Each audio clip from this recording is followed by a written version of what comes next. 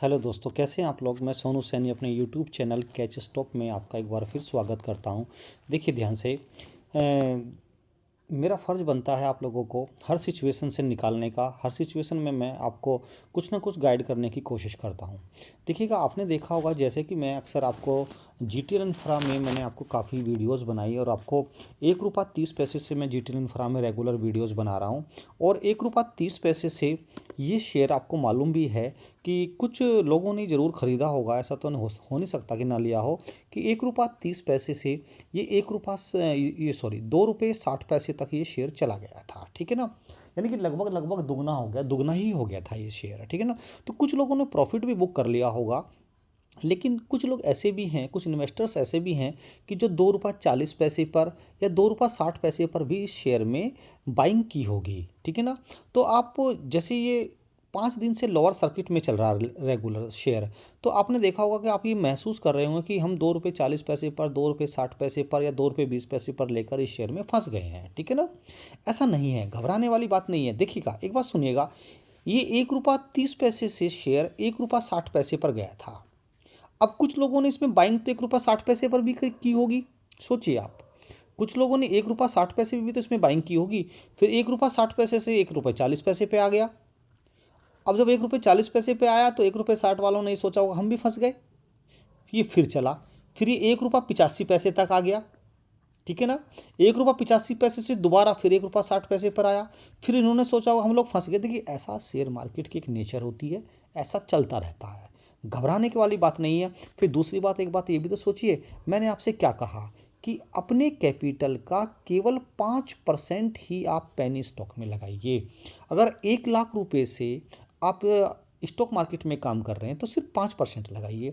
अगर आप 2 लाख रुपए से काम कर रहे हैं तो 10,000 रुपये तक का ही इन्वेस्टमेंट इस तरह के पेनी स्टॉक्स में कीजिएगा। पहली बात तो ये।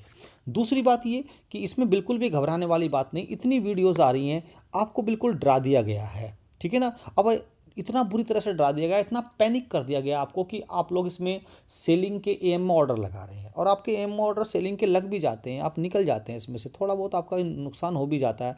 तो नुकसान में बेचते क्यों हो आप लोग। ठीक है ना। आप लॉन्ग टर्म इन्वेस्टर बनिए ना। इस शेयर में कोई 1 महीना 2 महीना 3 महीने का नज़रिया मत रखिएगा। माना कि 2 महीने में दुगना हो गया, उस बात को मत सोचिए। आप लोग ये सोच के चलिए कि मुझे इस शेयर में 5 साल तक इन्वेस्ट रहना है। 1 से लेकर 5 साल तक इन्वेस्ट रहना है। और हर 20% की गिरावट पर, हर 20% की गिरावट पर मैं इस शेयर में, अगर आपने पहला इंस्टॉलमेंट 2,000 रुपये का लिया है, मान लीजिए 2,000 रुपये का लिया है, तो जैसे ही जैसे बढ़ता रहता तो चुपचाप देखते जाइएगा आप। और जैसे ही 20% अपने हाई से 20% गिरता है, तो मैं इस शेयर में 1,000 रुपये का या 500 रुपये का एकुमुलेशन करता रहूँगा। आप 5 साल तक इसमें एकुमुलेशन करिएगा।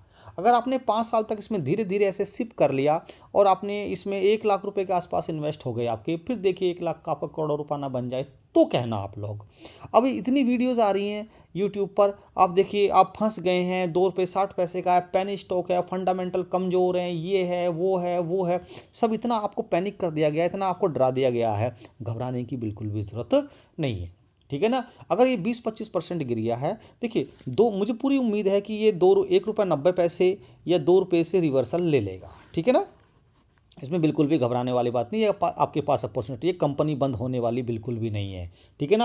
आपने एक बात देखा होगा कि एक समय आलोक इंडस्ट्री क्या था। आलोक इंडस्ट्री का शेयर 2 रुपये पर काम कर रहा था, लेकिन जैसे ही इसमें मुकेश अंबानी जी घुसे, मुकेश अंबानी जी ने आलोक इंडस्ट्री का शेयर 2 रुपये से आज कहाँ पहुँचा दिया। अगर इसमें कोई बड़ा इन्वेस्टर आ गया, वो मुकेश जी आ गए, गौतम अडानी जी आ गए, या कोई और आ गए, ठीक है ना, किसी की नज़र पड़ गई, इस पर नज़र तो है, कभी भी इसको एक्वायर्ड किया जा सकता है या कभी भी इसमें इन्वेस्ट किया जा सकता है, तो फिर ये कितना भागेगा, आपके हाथ से छूट जाएगा। अगर जिस दिन ये 7-8 रुपये चला गया, आपसे लिया नहीं जाएगा ये। ठीक है ना। और दूसरी बात, आपको ये भी मालूम है कि ऑल इंडिया में 5G लॉन्च पूरी तरह से होने वाला है।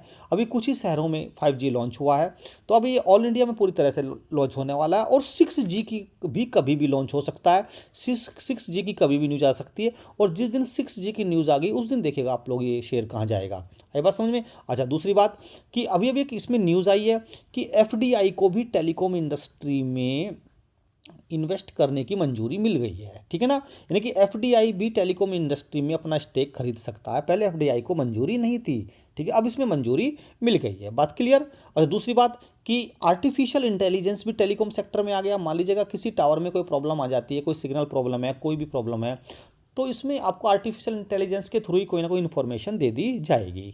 बात समझ में आती है।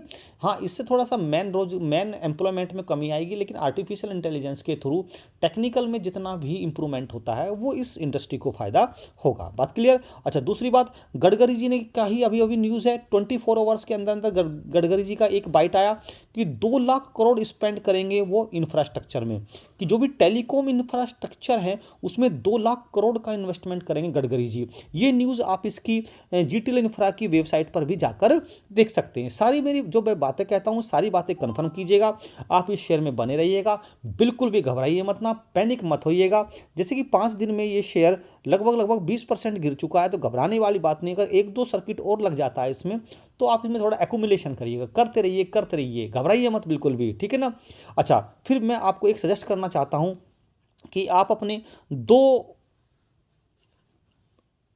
दो अकाउंट खोल के रखिएगा। एक अकाउंट में तो आप स्विंग ट्रेडिंग करिएगा, एक अकाउंट में स्विंग ट्रेडिंग करिएगा, जिसमें 10 से 15% और या 20% तक का प्रॉफिट लीजिएगा और निकल जाइएगा। क्योंकि जब आप प्रॉफिट लेते रहेंगे तो तभी तो आगे कोई दूसरा शेयर खरीदेंगे। बात समझ में आती है ना। दूसरा, एक अकाउंट रखिएगा आप इन्वेस्टमेंट का, जिसमें आप अपना नज़रिया रखिएगा कम से कम 1 साल से लेकर 5 साल या 10 साल तक का नज़रिया रखिएगा आप लोग, ठीक है ना।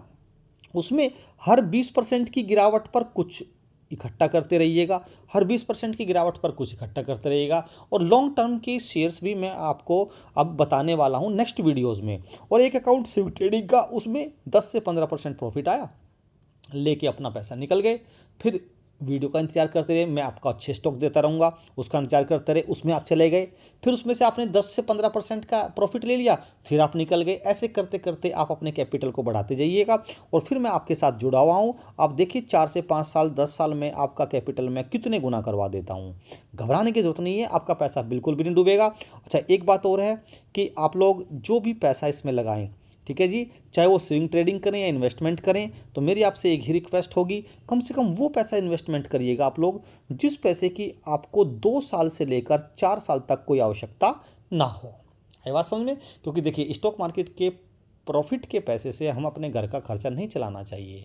है बात समझ में। ये तो एक इन्वेस्टमेंट है कि जब हम आफ्टर 40 या 45 या 50 के बाद आ जाएंगे, तो इस पैसे का मजा, जब हमारे पास करोड़ों रुपया हो जाएगा, तो इस पैसे का मजा हम तब लेंगे। तो आप घबराने की बिल्कुल भी ज़रूरत नहीं है। आपने देखा होगा एक टाइम पे बजाज फाइनेंस 6 रुपये का था, सन 2002 में 6 रुपये का था, 2006 में 2002 में 6 रुपये का था, और आज ये 20 साल बाद कितने का, 8,000 रुपये